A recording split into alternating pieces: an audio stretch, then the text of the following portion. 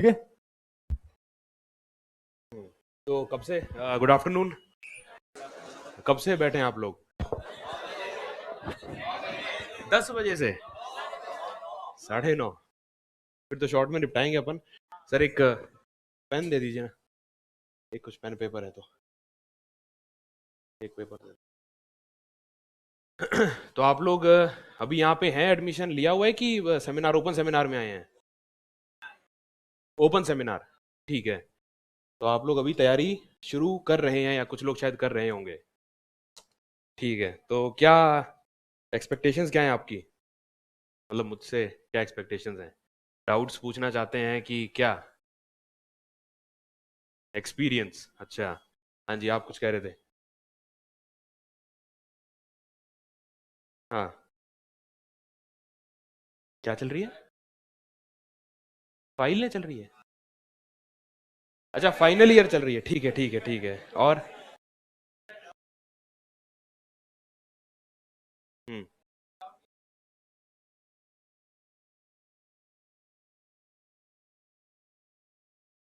हम्म। मतलब basic doubts आपके, ठीक है। तो जल्दी निपटाएंगे, वहाँ बैठ जाओ बैठ जाओ, आराम से बैठ जाओ। तो अपन जल्दी निपटाने की कोशिश करेंगे। और तो बेसिक बातें ये है यार कि एग्ज़ाम है आपका। स्टार्टिंग ये है कि आप आरएएस की तैयारी कर रहे हैं, उसी की तैयारी के लिए आए होंगे आप, तो आपको ये एक एग्ज़ाम और साथ में तैयारी करें। क्योंकि आरएएस का एग्ज़ाम थोड़ा लंबा खिंच जाता है, आप सब जानते ही हैं। तो उसमें बीच का जो समय है, उसमें अपन थोड़ा एक और एग्ज़ाम हो अपने हाथ में, तो थोड़ा समय हमारा हम उसमें यूटिलाइज कर सकते हैं और चांसेस भी हमारे बेहतर हो जाते हैं। लेकिन आप, इसका मतलब ये नहीं कि आप 10-20 एग्ज़ाम फॉर्म्स एक साथ भर दें। आप जैसे कई लोग ज़्यादातर टीचर का एग्ज़ाम जो है सेकंड ग्रेड वगैरह का वो देते हैं साथ में, फर्स्ट ग्रेड इत्यादि। और आईएएस वाला एग्ज़ाम भी आप साथ में इसके दे सकते हैं। तो ये मेरी एक पहली सलाह तो ये है कि आप सब साथ में एक और की तैयारी रखें। मेंटली ऐसा मत सोचें कि मैं आरएएस का ही दूंगा सिर्फ, क्योंकि 3 साल लगते हैं यार, तो एक लंबा समय हो जाता है बहुत ज़्यादा। तो ये एक ध्यान रखें, फिर एग्ज़ाम कैंसिल होना, ये होना, रेड लग जाती है वगैरह वगैरह। तो पहली बात तो ये है। और दूसरा जो है कि तैयारी शुरू कैसे करें, तो मैं शॉर्ट में आपको बता देता हूँ तैयारी शुरू कैसे करने का। तो इसमें दो तरीके होते हैं तैयारी शुरू करने के। पहला तो कोचिंग ज्वाइन कर लें आप, दूसरा सेल्फ स्टडी। सेल्फ स्टडी और कोचिंग का दोनों के आपको गुण दोष मैं बता देता हूँ। सेल्फ स्टडी का फ़ायदा ये है कि आप अपने हिसाब से चीज़ों को ले सकते हैं। जिस विषय में आप ज़्यादा कमज़ोर हैं उस पर आप ध्यान दे सकते हैं। और आपके पास ये बाध्यता नहीं है कि आप उसी मटेरियल को फॉलो करें, आप खुद से आप अलग अलग कोचिंग्स का आप फॉलो कर सकते हैं। पहला इसमें फ़ायदा ये है। और दूसरा फ़ायदा ये है कि अगर जैसे समय कम है और अगर आपकी कोचिंग जाते हैं तो उनका तो शेड्यूल 8-9 महीने का होता है जो भी रहता है। और लेकिन उसमें आप 3 महीने 4 महीने में अपने स्तर पे आप ये चीज़ें कर सकते हैं। ये सेल्फ स्टडी का फ़ायदा है।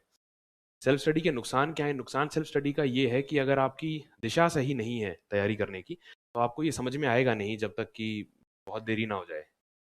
एग्ज़ाम आप देंगे, आपको पता लगेगा कि मैं तो काफ़ी गलत दिशा में बढ़ रहा था।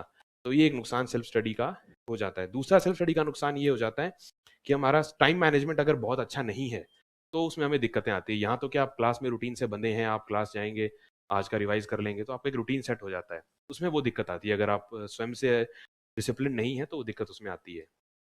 कोचिंग का फ़ायदा ये है, कोचिंग का फ़ायदा ऐसा है कि अगर आप क्लासेस आ रहे हैं तो आपको जो दिशा तैयारी की है वो आपको यहाँ पे स्टाफ बता देता है। नोट्स आपको अवेलेबल हो जाते हैं, प्लस डाउट्स पूछने के लिए आपको एक पॉइंट सोर्स मिल जाता है कि अगर मुझे कोई डाउट आ रहा है तो मैं इनसे पूछ सकता हूँ, बजाय मैं खुद से या किसी अन्य से पूछने के। ये इसमें कोचिंग का एक फ़ायदा है। और इसके अलावा टेस्ट सीरीज़ वगैरह आपको मिलते, तो ये उनके अपने आप हिसाब से आप चुन सकते हैं जैसा भी आपका स्तर है तैयारी का। मैं जानता हूँ, मैंने तो कोचिंग ली थी और मैं ऐसे लोगों को जानता हूँ जिन्होंने कोचिंग नहीं ली थी और उन्होंने भी क्लियर किया है। तो वो आप कोई ऐसी बात दिमाग में ना रखें। और कोचिंग से मेरा मानना है थोड़ा आसान हो जाता है कोचिंग से, क्योंकि अगर अच्छी कोचिंग में है, अच्छी जगह हैं हम, तो इससे एक फ़ायदा तो होता ही है। तो ये पहली बात हुई। दूसरा, जैसे कि बेसिक बुक्स वगैरह क्या पढ़नी है, तो यार एनसीईआरटी का एक बड़ा वो है कि एनसीईआरटी पढ़नी पढ़नी, मैंने तो पढ़ी नहीं एनसीईआरटी। ज्योग्राफी की पढ़ी थी मैंने, उसके अलावा मैंने कोई एनसीईआरटी नहीं पढ़ी। हिस्ट्री भी शायद एक आध बार पढ़ी थी, पर मुझे कोई ऐसा विशेष लाभ मिला नहीं एनसीईआरटी पढ़ने का। तो एनसीईआरटी पढ़ना ज़रूरी नहीं है। एनसीईआरटी पढ़ना तब ज़रूरी होता है जब आप खुद से तैयारी कर रहे होते हैं, क्योंकि आपके पास कोई डाउट पूछने के लिए है नहीं। तो आप जब शुरू करते हैं 8वीं की एनसीईआरटी, तो धीरे धीरे धीरे धीरे आपको डाउट आते नहीं, क्योंकि वो बच्चों की तरह समझाते जाते हैं आपको। 8वीं का पढ़ा, 9वीं का पढ़ा, 10वीं का पढ़ा, 11वीं 12वीं, तो आपके डाउट स्वतः ही क्लियर होते चले जाते हैं। तो एनसीईआरटीज़ का ये फ़ायदा है।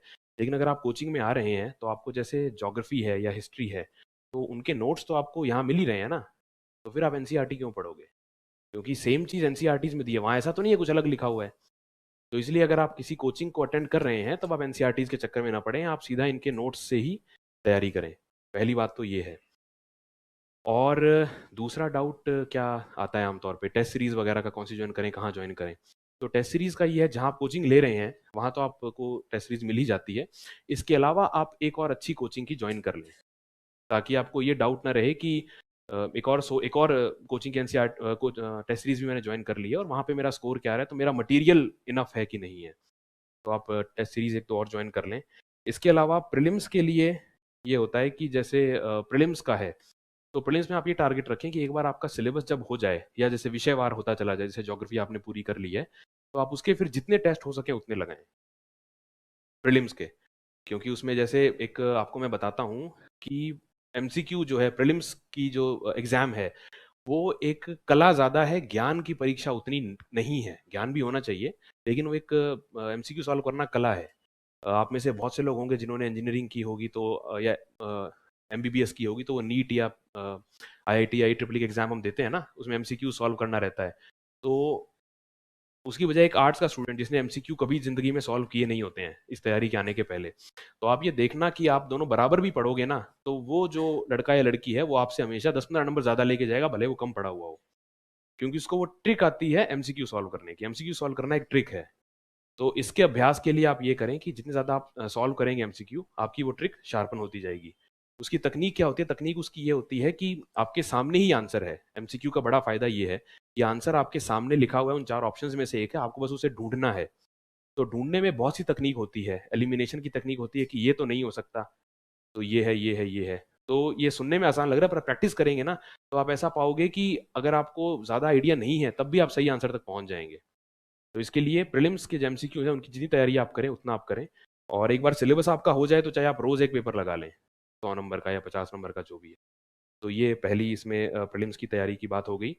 और उसके अलावा आप ये करें कि सेक्शनल जो टेस्ट होते हैं एमसीक्यू वाले, वो आप लगा लें। क्योंकि सेक्शनल में क्या रहता है कि सिर्फ हिस्ट्री के ही 100-50 क्वेश्चन आपके सामने होंगे, तो आपके छोटे मोटे डाउट्स हैं वो क्लियर होते चले जाएंगे।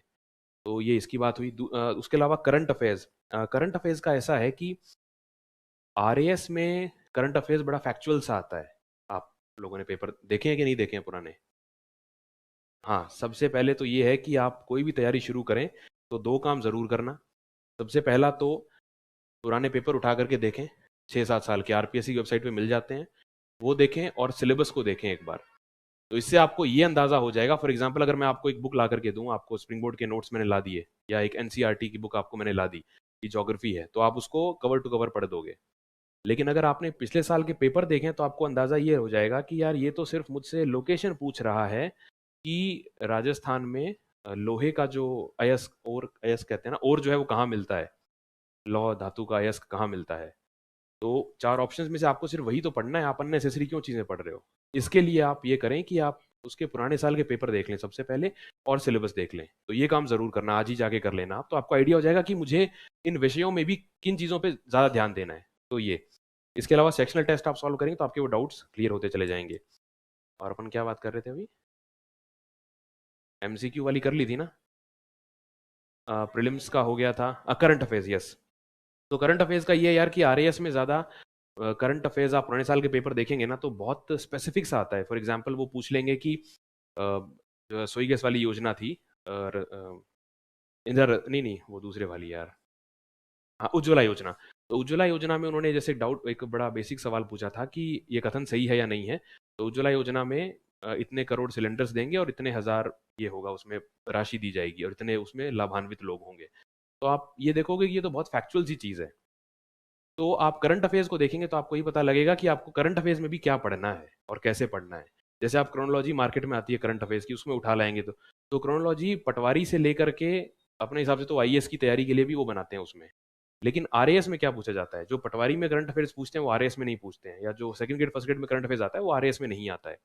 तो इसलिए आप उसको खास तौर से देख लें एक बार पुराने साल के पेपर, ताकि आपको आइडिया हो जाए कि किस प्रकार करंट अफेयर्स हमें पढ़ना है और स्पेसिफिक तैयारी करें। देखो यार, समय लिमिटेड है, ऊर्जा लिमिटेड है। मेहनत आप सभी करोगे, सही दिशा में करोगे, जल्दी सिलेक्शन हो जाएगा। एक आध बार सिलेक्शन नहीं होगा, फिर आप पुराने पेपर देख के उठाओगे कि यार पूछते क्या है, ये तो देख लूँ मैं। तो इसलिए ये काम आप पहले कर लें, तो आप ज़्यादा उसमें आपकी ऊर्जा बचेगी और कॉन्फिडेंस भी बूस्ट होगा। करंट अफेयर्स की बात हमने कर ली, फिर हम आते हैं मेंस के ऊपर। तो मेंस में जैसा दिलीप सर ने एक दिन कहा था क्लास में कि प्रीलिम्स में तो प्रैक्टिस और पढ़ने का खेल है, मेंस में आंसर राइटिंग का खेल है। क्योंकि आप ये देखें कि आपको एक लिमिटेड समय के अंदर और एक लिमिटेड समय सीमा के अंदर, शब्द सीमा के अंदर, जैसे अगर 5 नंबर का प्रश्न है तो उसमें 50 शब्दों की लिमिट होती है, 10 नंबर में 100 शब्दों की लिमिट होती है। तो आपका टारगेट ये है कि आपने जो भी आपके सामने टॉपिक है, उस टॉपिक को आपको उस पर्टिकुलर शब्द सीमा के अंदर इस तरीके से प्रेजेंट करना है कि एग्जामिनर को समझ में आ जाए और उसे अच्छा लगे कि यार इसने जिसने लिखा है इसको नॉलेज अच्छा है। ये आपका टारगेट है एग्जामिनर को। दूसरा, एग्जामिनर आपका मेरा रिश्तेदार नहीं है, उसके सामने ये वैल्यू नहीं है कि ये कॉपी ये लड़का लिख रहा है, लड़की लिख रही है तो इसका जीवन एक तरीके से इस पे इसने बांध रखा है। उसके लिए उसको एक काम मिला है, उसको दिन की जो भी 200-400 कॉपीज चेक करनी होती है, मुझे नहीं आइडिया, 100-150 जो भी, वो उसे चेक करनी है। उसका जीवन आपको जितना आसान बनाएंगे उतना आपके नंबर बढ़ते जाएंगे। अगर उसे ढूंढना पड़ रहा है कि यार इसने लिख क्या दिया, तो फिर आपको नंबर ज़्यादा दे नहीं पाएगा वो। आप अंडरलाइन करें, हेडिंग बनाएं, बॉक्स के अंदर डाल दें महत्वपूर्ण जानकारी को, फैक्ट्स लिखें, ऐसा लिखें कि उसको एक नज़र में समझ में आ जाए कि हाँ ये 5 पॉइंट्स हैं। जैसे नंबरिंग कर दें पॉइंट्स की, 1 2 3 4 5, तो उसको लगे अच्छा लड़के ने 5 पॉइंट्स लिखे हैं और इसमें ये हेडलाइन किया तो ये इसमें मुख्य मुख्य बातें हैं। जहाँ भी आपको थोड़ा जगह मिल जाए, अगर प्रश्न की डिमांड ऐसी है, फॉर एग्जाम्पल हमारे टाइम एक आया था कि पश्चिमी घाट की कुछ स्थिति, ऐसा कुछ आया था, तो मैंने पश्चिमी घाट का डायग्राम बना दिया कि इंडिया में यहाँ से यहाँ स्थित है, तो पश्चिमी घाट मैंने बना दी, लोकेशन बना दी। तो एक एडिट पॉइंट हो जाता है कि अच्छा ये एक इन्होंने एक वो बना दिया। जैसे राजस्थान में उन्होंने पूछा था कि सीमेंट उद्योग का के बारे में बताइए, तो राजस्थान का नक्शा बनाया छोटा सा, उसमें सीमेंट उद्योग कहाँ कहाँ है, उसकी आपने मार्किंग कर दी। हिस्ट्री में अगर आ जाए कि मान लीजिए किसी रियासत के बारे में पूछा है, तो उस रियासत को आप लोकेशन डाल दें कि यहाँ इनकी राजधानी थी। तो इस तरह की मीनिंगफुल जानकारी जो आपके प्रश्न को, उत्तर को अच्छा बनाएगी। क्योंकि आप सभी स्प्रिंग बोर्ड के या जो भी एक्स्ट्रा आप नोट्स पढ़ेंगे, लगभग हर आदमी, हर बच्चा, हर बच्ची एक ही सोर्स से पढ़ता है। पॉलिटी की लक्ष्मीकांत ही पढ़ते हैं सारे, कोई 15वीं किताब कोई नहीं पढ़ रहा है। तो हाँ, एक और ये बड़ा वहम होता है लोगों को कि यार कोई ऐसी छिपी हुई किताब है जो सिलेक्ट हुए लड़के इन्हीं को पता है।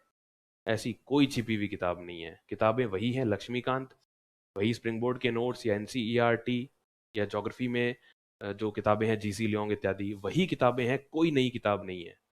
तो आपका उत्तर अलग होगा कैसे? सबने जीसी लियोंग पढ़ा है, कुछ नई किताब किसी ने नहीं पढ़ी है, तो आपका उत्तर अलग कैसे होगा? आप वहाँ प्रेजेंट अच्छे से करेंगे। प्रेजेंट आप अच्छे से करोगे तो आपने प्रैक्टिस अच्छे से की है। तो यहाँ आप लिखे उन उत्तरों को, जितनी आप प्रैक्टिस करेंगे उतना उसमें निखार आता जाएगा कला में आपकी, कि आपने लिखा है तो ठीक है यार, मैंने ये पॉइंट्स लिखे थे, next time I will try to improve upon it, next time I will make another diagram, next time I will present it more well, एक रिफाइंड वे में। तो आप रिफाइंड होते चले जाएंगे। तो इसलिए आप इसको ज़रूर करें। और इंटरव्यू, इंटरव्यू तो ठीक है, वो तो बाद की स्टेज है, और उसमें ज़्यादा, उसमें फिर इंटरव्यू की अलग तैयारी अपन बात करेंगे, अभी तो मेन ये हार्ड वर्क इसमें है।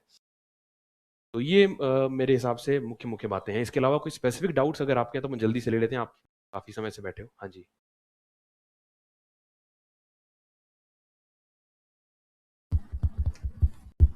क्या स्प्रिंग बोर्ड के नोट्स पर्याप्त हैं? अगर नहीं तो एनसीईआरटी वन्य पुस्तकों अध्ययन क्रम क्या हो? हाँ, स्प्रिंग बोर्ड के नोट्स पर्याप्त हैं, क्योंकि मेरा खुद का अनुभव ये है, मैं यहाँ पे आया था मेंस के लिए, स्प्रिंग बोर्ड से जुड़ा था मैं आरएएस मेंस की तैयारी के लिए। और क्योंकि मैं यूपीएससी की तैयारी मैंने शुरू की थी, और बीच में जब आरएएस का मेंस, आरएएस का एग्ज़ाम दिया था मैंने, तो मैं 2 महीने के लिए यहाँ आया था, तो मुझे तो बहुत अच्छे लगे नोट्स। क्योंकि प्रश्न पत्र की डिमांड के हिसाब से थे, कंसाइज थे। ऐसा नहीं है कि नेसेसरीली आपको 500 पेज के नोट्स थमा दिए कि इसमें से तो आ ही जाएगा, नहीं। तो यहाँ मैंने एक बात नोटिस की है, स्प्रिंग बोर्ड में ऐसा है कि वो आपका वर्कलोड कम करने में विश्वास रखते हैं। यहाँ पे टीचर्स इंपॉर्टेंट निशान लगवा देंगे कि आप यही पढ़ जाएंगे तो हो जाएगा। तो स्प्रिंग बोर्ड के नोट्स पर्याप्त हैं। लेकिन एक और चीज़ जो महत्वपूर्ण है वो है वैल्यू एडिशन। मान लीजिए यहाँ पे 1000-2000 बच्चे यहाँ पढ़ रहे हैं, सबको सेम नोट्स मिले हैं, सेम टीचर पढ़ा रहे हैं, तो जो सिलेक्ट हो रहे हैं 100-500 लोग, वो क्यों हो रहे हैं? क्योंकि उन्होंने बाकियों से अलग उत्तर लिखा है। अलग कैसे लिखा है? पहला तो उन्होंने प्रैक्टिस खूब की है। दूसरी चीज़ होती है वैल्यू एडिशन। आप एक काम ये करें, आप चाहें तो उसमें जैसे आपके नोट्स हैं, आपने जो नोट्स बनाए हैं, उस नोट्स को या तो आप फाइल फॉर्मेट में बनाएं, जो होती है ना फाइल अपनी खुल जाती है, उसमें अपन बीच में पेज कभी भी ऐड कर सकते हैं, या तो उस फॉर्मेट में बनाएं। नहीं तो आजकल बहुत से लोग टैब भी खरीद रहे हैं, क्योंकि अगर आप उस तरीके से अगर आप कर सकते हैं, ज़रूरी नहीं कि आप जाके सब टैब खरीद लो। ऐसा नहीं है। लेकिन कुछ लोग उसमें टैब में भी करते हैं कि टैब में क्योंकि पेज बीच में ऐड हो जाता है, उसमें फिर वो लिख देते हैं। तो आप लोग टैब में नहीं, क्योंकि टैब में यार पढ़ने की स्पीड थोड़ी कम हो जाती है डिजिटल प्रिंट पे, स्क्रीन पे। तो अगर आप फाइल में नोट्स बनाएं और उसमें आप ये सुविधा रखें कि बीच में खोला मैंने और बीच में मैंने पेज ऐड कर दिया। उस पेज में आप क्या करेंगे, जैसे आपने स्प्रिंग बोर्ड के नोट्स 2 या 4-5 बार पढ़ लिए, आपको वो नोट्स तो याद हो गए, उसमें जो भी 10-15 पॉइंट रहे होंगे आपको याद हो गए। उदाहरण के लिए जैसे राष्ट्रीय मानवाधिकार आयोग है, नेशनल ह्यूमन राइट्स कमीशन। तो उस कमीशन के बारे में मान लीजिए एक टॉपिक है कि इसके काम क्या है, इसके वगैरह वगैरह। तो उस पे 10-15 पॉइंट का या आधे एक पेज का आपके पास नोट में मटेरियल होगा। अब इसमें मान लीजिए कुछ करंट अफेयर्स में, उसमें अभी जैसे 2019 में अमेंडमेंट आया था एनएचआरसी एक्ट में, उसमें इन्होंने जो है मेंबर्स की समय सीमा और वो बढ़ा दिया था, टेन्योर में कुछ चेंज किए थे। तो आप उसको उस पेज में लिख देंगे। इसको बोलते हैं वैल्यू एडिशन, कि मेरे जो मूल नोट्स थे उसमें मैंने कुछ ऐसी जानकारी अच्छी ऐड कर दी है जो मेरे नंबर बढ़ाएगी एग्जाम में। या फिर उदाहरण आप ये दे सकते हैं कि मान लीजिए अखबार में आपने पढ़ा कि राष्ट्रीय मानवाधिकार आयोग ने कोई जो वैश्यावृत्ति में महिलाओं की मदद की, ऐसी कुछ आप हेडलाइन पढ़ें, तो आप उसका एग्जाम्पल डाल दें कि वहाँ पे इन्होंने छापामारी की और इस तरह से बरामद किया। तो आप उसे एग्जाम्पल डालेंगे तो आपका आधा नंबर उससे बढ़ेगा, क्योंकि आपने एक्स्ट्रा जानकारी दी है कि साहब एनएचआरसी ये काम भी करता है। ये होता है वैल्यू एडिशन। अभी हर चीज़ में, ज्योग्राफी में इत्यादि सब में आप कर सकते हैं। तो ये वैल्यू एडिशन जो है ये आप जरूर करें। स्प्रिंग बोर्ड के नोट्स काफी, आपका डाउट था, स्प्रिंग बोर्ड के नोट्स काफी हैं, बिल्कुल काफी है, लेकिन आप वैल्यू एडिशन करें। उस पर ऐसा नहीं है कि मैं यही पढ़ के जाऊंगा, नहीं, उसमें आप वैल्यू एडिशन करें। अगर आपको जैसे कोई टॉपिक 4-5 बार आप पढ़ लेंगे तो आपको ये भी समझ में आ जाएगा कि इस टॉपिक की क्वालिटी मैं इंप्रूव कर सकता हूँ। उसके लिए आप क्या करें, इंटरनेट से, और एक और सोर्स बहुत महत्वपूर्ण है, नेशनल इंदिरा गांधी यूनिवर्सिटी है इग्नो, उसके NIOS, उसके नोट्स जो है ऑनलाइन अवेलेबल हैं। आप गूगल सर्च करेंगे आपको मिल जाएगा। उसमें विषयवार, जैसे साइकोलॉजी था, जो मेंस के हमारे विषय हैं, वो सब विषय की बुकलेट्स फ्री में अवेलेबल हैं। उस टॉपिक को आप हिंदी इंग्लिश दोनों मीडियम्स में, उस टॉपिक को आप खोल लें तो उसमें आपको अच्छे पॉइंट्स मिलेंगे। तो उन पॉइंट्स को आप इसमें नोट डाउन कर लीजिए जो इसमें नहीं है। ये होता है वैल्यू एडिशन। ये आप कब करेंगे, 4-5 बार पढ़ने के बाद में। तो इससे आपके नंबर बढ़ेंगे, क्योंकि आपके नोट्स अलग हो गए, आपके पॉइंट्स अलग हो गए, बेहतर अरेंज्ड हो गए। ये होता है वैल्यू एडिशन। ये आप जरूर करें। और लेकिन नोट्स मेरे विचार में काफ़ी हैं, पर मैंने वैल्यू एडिशन किया था NIOS से, खुद मैंने किया था। तो वो आप ज़रूर करें। इसके अलावा प्रश्न है कि प्रतिदिन कितने विषयों को साथ लेकर पढ़ाई करें, तथा साप्ताहिक टेस्ट में उत्तर लेखन या प्रतिदिन उत्तर लेखन। इसमें ऐसा है कि प्रतिदिन कितने विषयों को, ये यार ये हर व्यक्ति का अलग होता है। कुछ लोग ऐसे नेचर के होते हैं कि उनको दिन में 3 विषय एक साथ लेके चल सकते हैं। वो 3 घंटे हिस्ट्री पढ़ा, 3 घंटे ज्योग्राफी पढ़ा, 3 घंटे उन्होंने पॉलिटी पढ़ा, और उनको इसमें मजा आता है, उनको रुचिकर लगता है कि बदलाव हो गया एक विषय का। पर मेरे साथ ऐसा नहीं था। मेरे साथ में ये था कि मैं एक साथ उठाता था ज्योग्राफी को, और 2 ढाई 3 दिन में पूरा करके फिर मैं नया विषय उठाता था। तो ये आपकी पर्सनल उस पर डिपेंड है। इसको आप कैसे पता कर सकते हैं, आप ये काम करो कि आप टारगेट ले लो जितना आप कर सकते हैं। आपको पता है भी आप कितने विषय ले सकते हो। मान लीजिए आप 100 पेज पढ़ सकते हो, तो आप एक दिन में, या 200 पेज पढ़ सकते हो, तो आप क्या कर टारगेट रखो कि 60 पेज मैं ज्योग्राफी के पढ़ूंगा, 60 पेज मैं हिस्ट्री के पढ़ूंगा, 60 पेज मैं पॉलिटी के पढ़ूंगा। अगर शाम तक 2 दिन आप ऐसा करके देख लो, अगर आप टारगेट पूरा कर पा रहे हो और आपको अच्छा लग रहा है तो आपका स्टाइल वो है।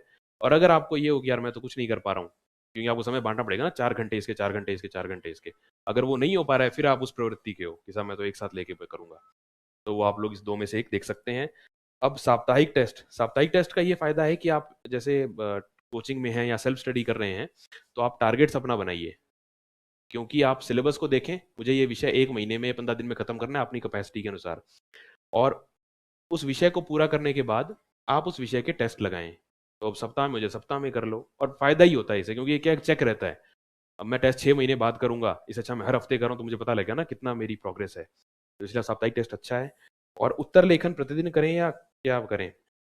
उत्तर लेखन का ऐसा है यार कि एक बड़ी एक मिसकंसेप्शन है कि उत्तर लेखन तो पहले दिन से मेरे को शुरू करना है। मेरे हिसाब से ये सही नहीं है। अगर मुझे हिस्ट्री के बारे में कुछ पता ही नहीं है और मेरे सामने उत्तर लेखन में आप पूछ रहे हो भी मौर्य काल के समय जो आर्किटेक्चरल उपलब्धियां थी उसके बारे में लिखो, तो मैं क्या लिख लूँगा, नहीं लिख पाऊंगा ना। तो कम से कम आप विषय को पूरा करें, उसके बाद उस विषय संबंधित उत्तर लेखन आप करें तो आप बेहतर होगा। पर उत्तर लेखन आप करें, अपनी बात हो ही गई है इस पे। लेकिन आप ऐसा नहीं है कि डे 1 से ही बैठ के मैं डेली आंसर लिख रहा हूँ, नहीं, आप विषय पूरा होने के बाद उस पर उत्तर लेखन करें और उसको चेक जरूर करवाएं। और एक और जो है सबसे यार मुख्य बात पता है क्या है, उत्तर लेखन में ही जो है जान तो जाती नहीं है, बाकी कुछ बचता नहीं है, क्योंकि उसमें लिखने में जोर आता है। मुझे तो ये बहुत आता था, मैं सोचता था कि मुझसे पढ़वा लो 5 घंटे, मैं लिख नहीं पाऊंगा। तो लिख लेना, फायदे में रहोगे और पहला आंसर आपका सबसे घटिया आंसर होगा। इसके बाद वो उत्तरोत्तर उसमें इम्प्रूवमेंट होता चला जाएगा। तो आप उत्तर लेखन जरूर करें, मन मजबूत करके, लेकिन करें जरूर। और करें कब? विषय पूरा होने के बाद। विषय ही पूरा नहीं किया तो क्या लिखोगे उसमें? वेस्ट ऑफ टाइम है वो। तो उत्तर लेखन आप करें। इसके अलावा मुख्य परीक्षा के लिए अगर समय कम है तो क्या विषयों को छोड़ा जा सकता है? मारवाड़ी की कहा, हाँ।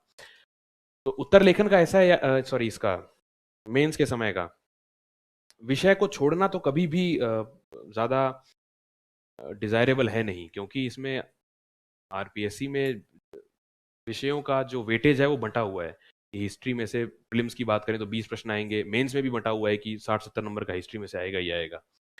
तो अगर आप छोड़ते हैं तो वो 10-15-20 नंबर आप वैसे ही खो देंगे। तो छोड़ना अब जाहिर सी बात है अच्छा तो नहीं है। बाकी अगर समय ही नहीं बचा है तो वो छूट ही जाएगा। तो कोशिश ये करो, इसीलिए आप अभी से तैयारी रखो ना उसकी। आपको सिलेबस पता है कि चलो हो सकता है लॉ वगैरह में बदलाव कर दें, पर हिस्ट्री ज्योग्राफी तो नहीं बदलेंगे, वो तो वही रखेंगे। तो अभी से तैयारी करते रहो, मेंस और प्री की साथ करते रहो और प्रैक्टिस करते रहो।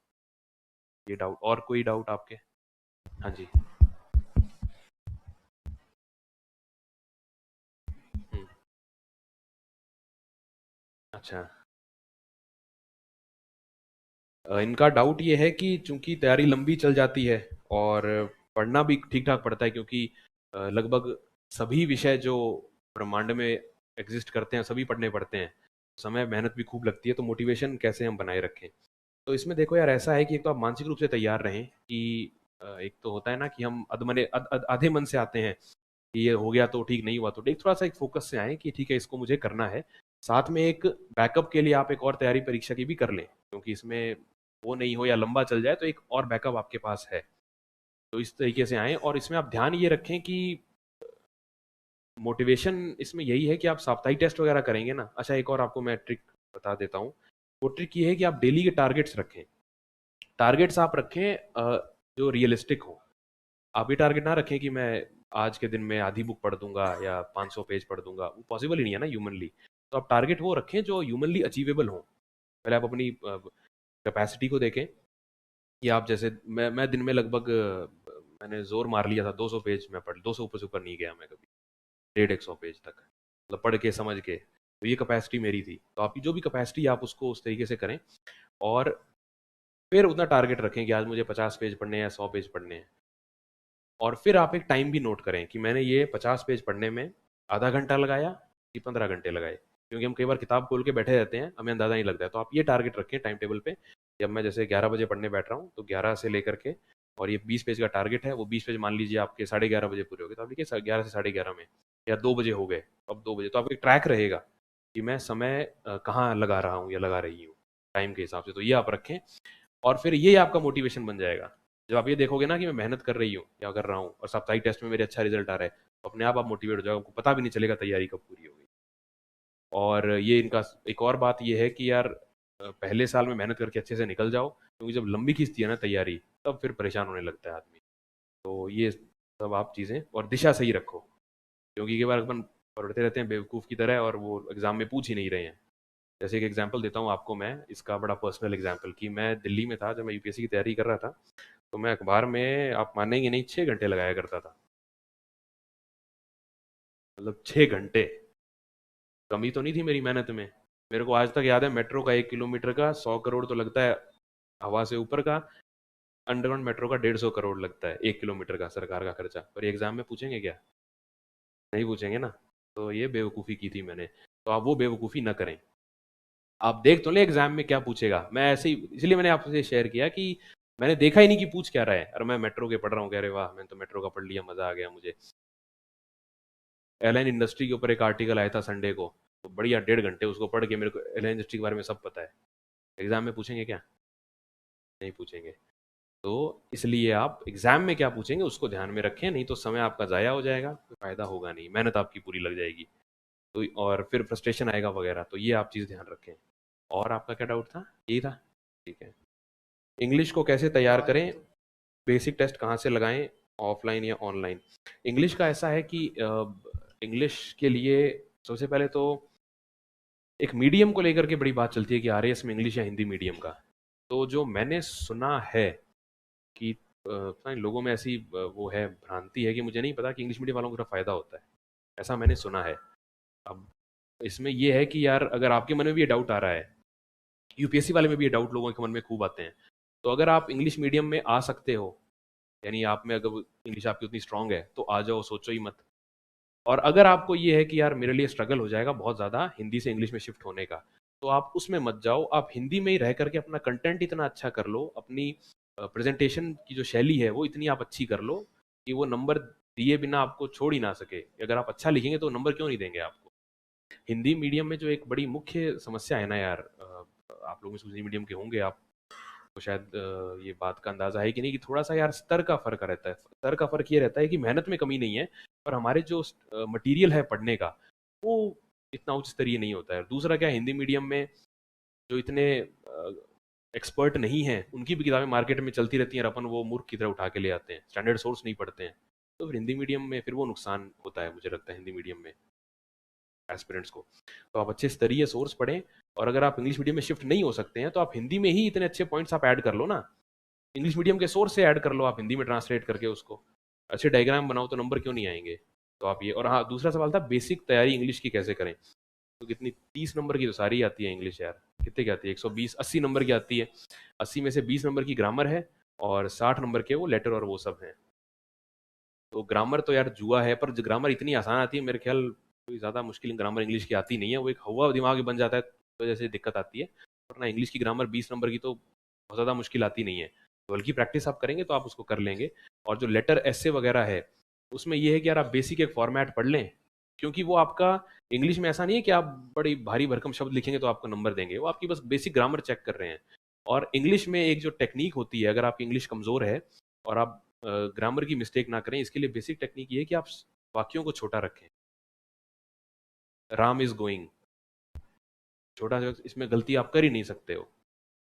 अगर मैंने लंबा खींच दिया कि Ram is going from the Gujjar ki Thadi and then he will go there, तो मैं उसमें गलती कर सकता हूँ क्योंकि मैंने लंबा खींच लिया। अब वो वेयर बट वाई क्या आएगा, हो सकता है कोई आदमी गड़बड़ कर दे, पर छोटे सेंटेंस में आप कभी गलती नहीं करोगे।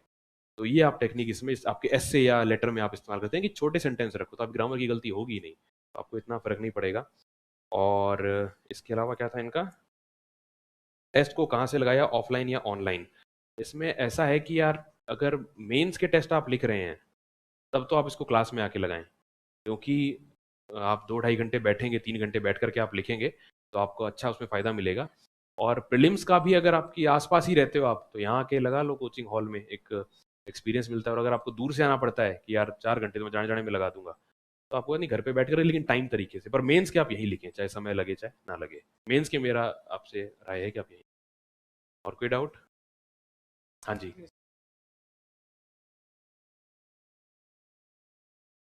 हम्म।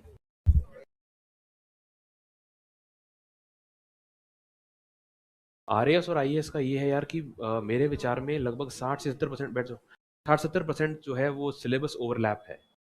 आपका हिस्ट्री, ज्योग्राफी, पॉलिटी, इकोनॉमी, जो बेसिक्स हैं वो तो सेम है ना, वो तो बदलेंगे नहीं। आरएएस और आईएएस में बस इतना सा फर्क है कि आरएएस में एक तो राजस्थान का एक्स्ट्रा आता है, और दूसरा आरएएस में आप प्रश्न पत्र देखेंगे तो फैक्चुअल प्रश्नों पे ज्यादा फोकस है। आईएएस में आपका कॉन्सेप्ट पकड़ते हैं वो। आप मेंस का पेपर देखें या प्री का देखें तो आईएएस में आपके कॉन्सेप्ट पे फोकस होता है, वो फैक्ट पे इतना नहीं होता है। कुछ एक सवाल रहते हैं 10-15 सवाल प्री में जो आप फैक्ट के बेस होते हैं, ज्यादातर में कॉन्सेप्ट पकड़ते हैं वो। आरएएस में इसका ठीक उल्टा है, वो थोड़ा सा फैक्चुअल पे है। तो सब्जेक्ट आपको सेम पढ़ना है, बेसिक आपका सेम है, बस आपकी शैली तैयारी की बदल जाएगी डिपेंडिंग ऑन कौन सा एग्जाम आप अभी तैयार कर रहे हो। आंसर राइटिंग बिल्कुल डिफरेंस है। आईएएस में आपका ये डिफरेंस है यार कि आईएएस में आपको 250 शब्द लिखने हैं, 150 से 250 शब्द डिपेंडिंग, 10 नंबर या 15 नंबर का सवाल है। और उसमें सवाल रहेगा, जैसे फॉर एग्जांपल सवाल ये रहेगा कि आईएएस के मेंस का कि भारत में एग्रीकल्चरल मार्केटिंग से जुड़ी हुई क्या समस्याएं हैं और इसे आप कैसे दूर कर सकते हैं, सजेशंस दीजिए। ये सवाल रहा आपका, मान लीजिए 15 नंबर का, 250 शब्द का। तो आप अभी ये कॉन्सेप्चुअल है, इसमें एग्रीकल्चर मार्केटिंग में फिर वो अपना इंडिविजुअल स्टाइल है कि मैं कहाँ से पकड़ता हूँ, मैं इनपुट्स साइड से पकड़ के फिर उसको प्रोसेसिंग ये वो लंबा लेके चलता हूँ। तो ये कॉन्सेप्चुअल सवाल हो गया।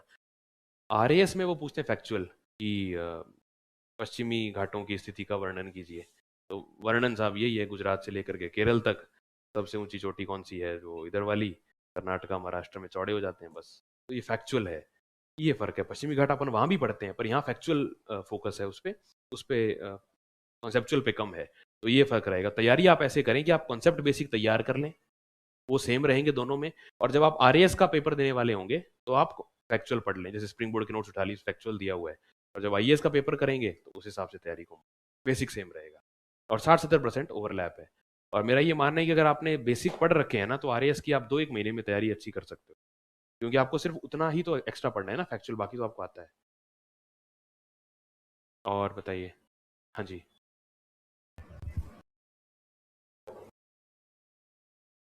हम्म,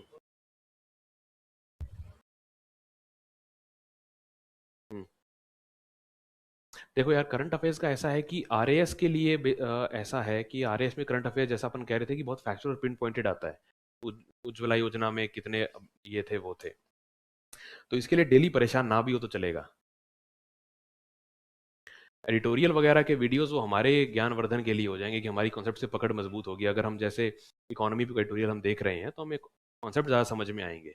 तो दिन में आधा घंटा आप खाना वाना खाते हुए देख के लगा लो। पर एक मेरी बहुत स्ट्रांग सलाह है, करंट अफेयर्स के नोट्स बनाने में समय ज़ाया मत करना।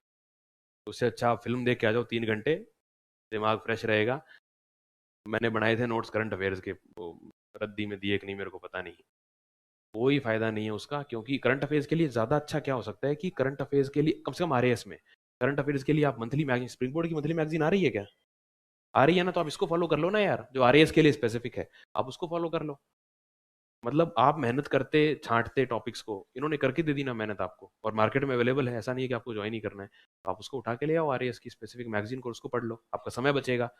और हाँ, बस अखबार आप इसलिए पढ़ लो कि दिन में 15-20 मिनट, आधे घंटे, कि एक पता लगता रहे चल क्या रहा है देश में, बस। और जो एडिटोरियल वाले वीडियो की आपने बात की, उसकी आवश्यकता ऐसी कुछ है नहीं।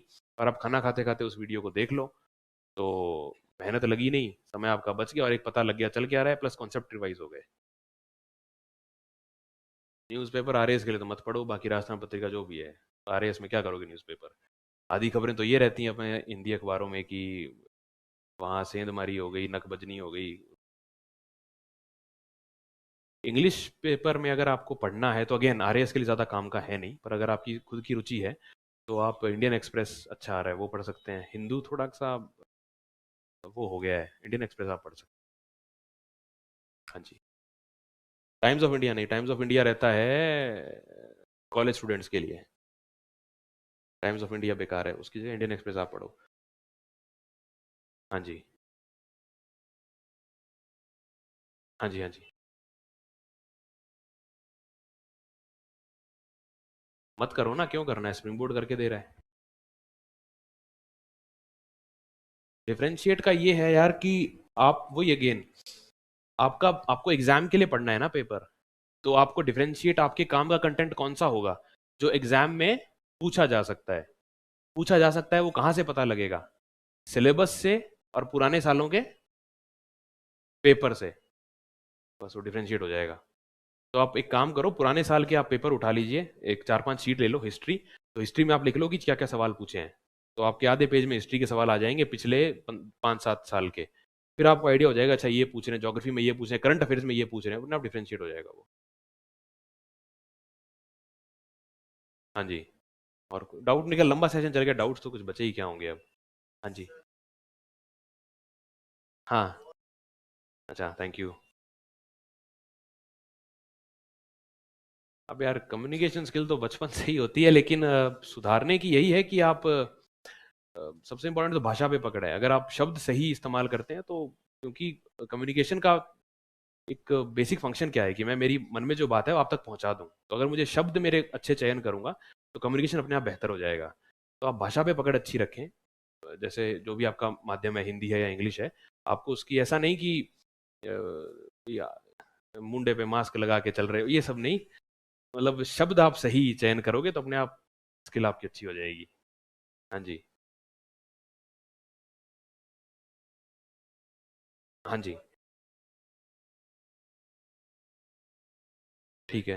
तो इसमें ये है यार कि आंसर राइटिंग शॉर्ट्स नोट्स कैसे बनाएं आप। तो इसके लिए आप सबसे पहले तो जब 4-5 बार आप नोट्स को पढ़ेंगे ना, तो आप ये पाएंगे कि स्प्रिंग बोर्ड के नोट्स तो शॉर्ट ही हैं यार, उसको और शॉर्ट क्या करोगे। और उसमें आप ये कर सकते हो, आप उसमें अंडरलाइन कर सकते हो। और आप उसके फ्लैश कार्ड्स एक होते हैं रिवीजन के लिए। फ्लैश कार्ड्स जो है उसमें आप क्या करो कि जैसे फॉर एग्जांपल ज्योग्राफी का टॉपिक है माइंस और मिनरल्स का, तो आपके उसमें महत्वपूर्ण, सबसे महत्वपूर्ण क्या है कि डिफरेंट मिनरल्स की लोकेशन। तो आप एक इतने से कागज पे लौह अयस्क की कहाँ कहाँ माइंस हैं उसकी लिस्ट बना ली, तो वो आप हाथ में लेकर के घूम सकते हो। ये शॉर्टनिंग का मतलब ये रहता है कि जो मोस्ट इंपॉर्टेंट पॉइंट है उसका वो उसमें हो, या फिर वो पॉइंट जो आप भूल रहे हैं बार बार रिवीजन करने पे भी, क्योंकि फैक्चुअल चीजें होती हैं हम भूल जाते हैं, ये होता है शॉर्ट नोट्स, इसके अलावा कुछ नहीं है शॉर्ट नोट्स। और दूसरा आपने क्या पूछा था कि आंसर राइटिंग का अप्रोच। आंसर राइटिंग का अप्रोच ये है कि यार आपका एक ही काम है कि आप प्रश्न की डिमांड को फुलफिल करें।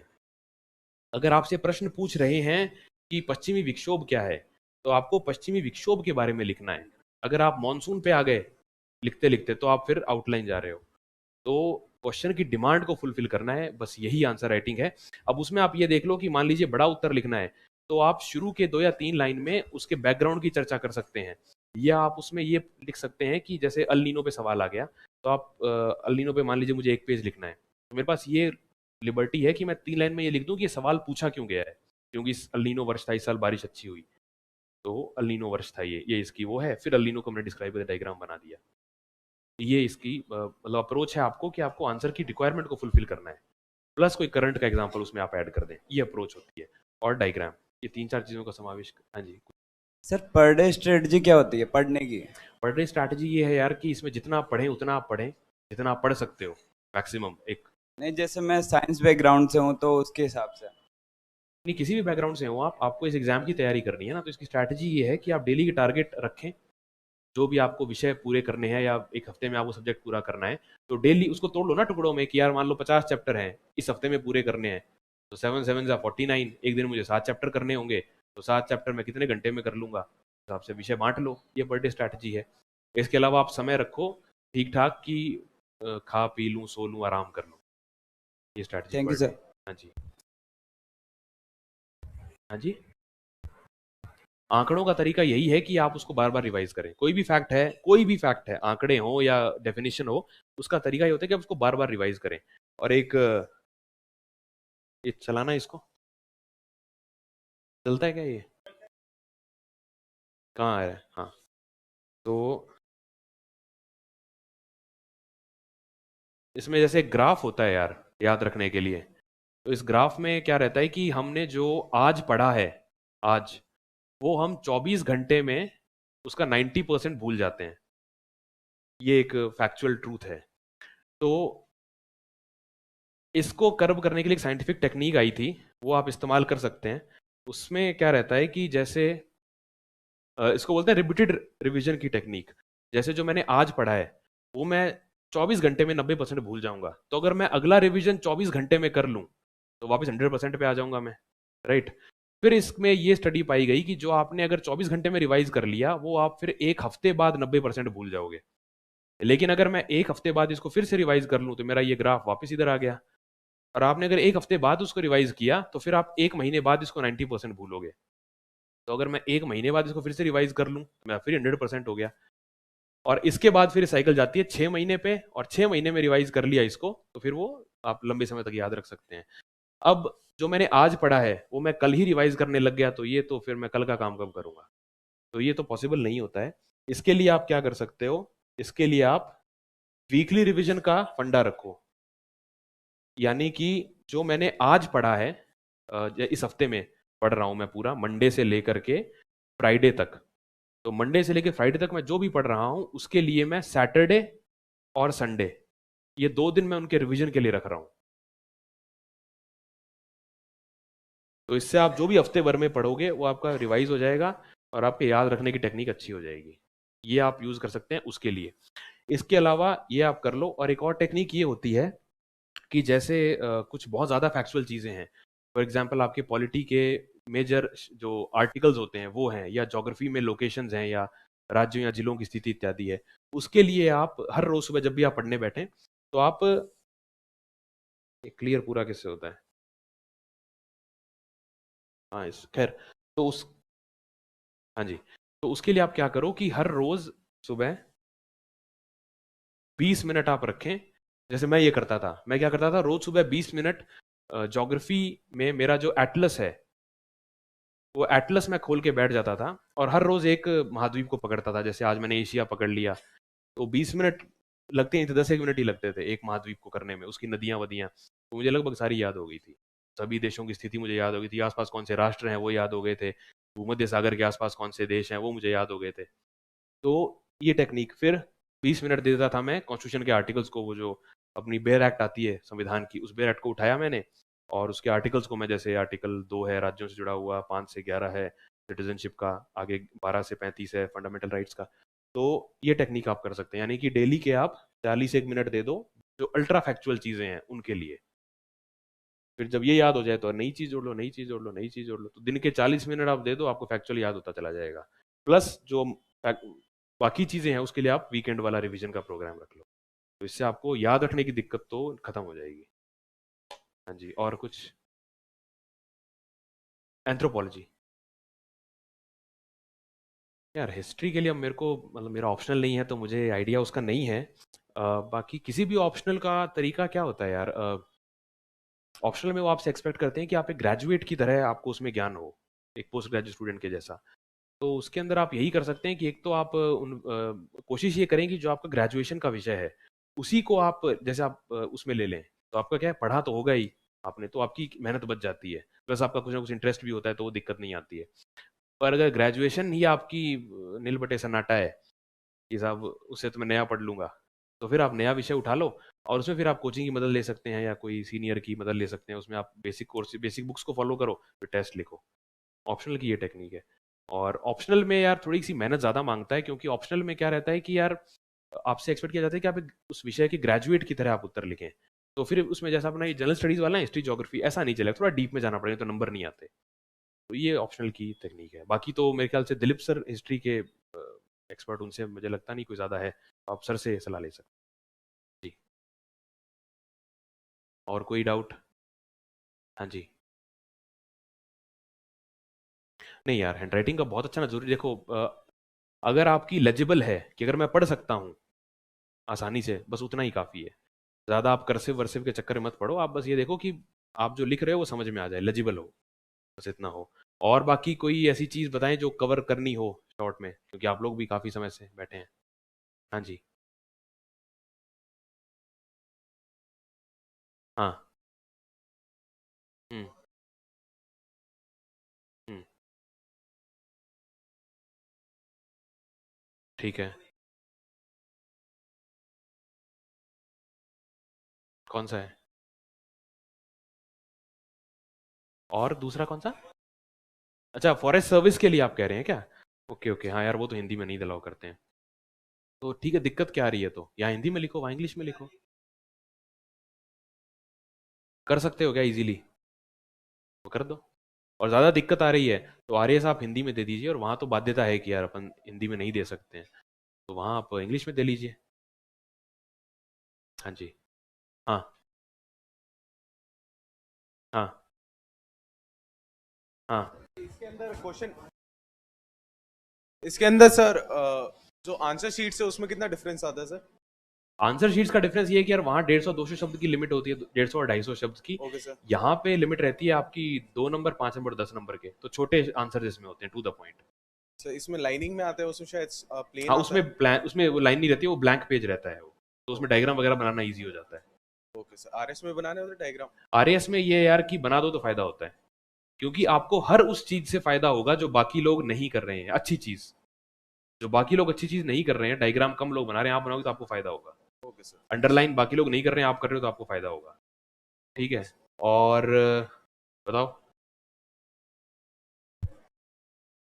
ठीक है, करें समापन? हाँ सर। चलिए।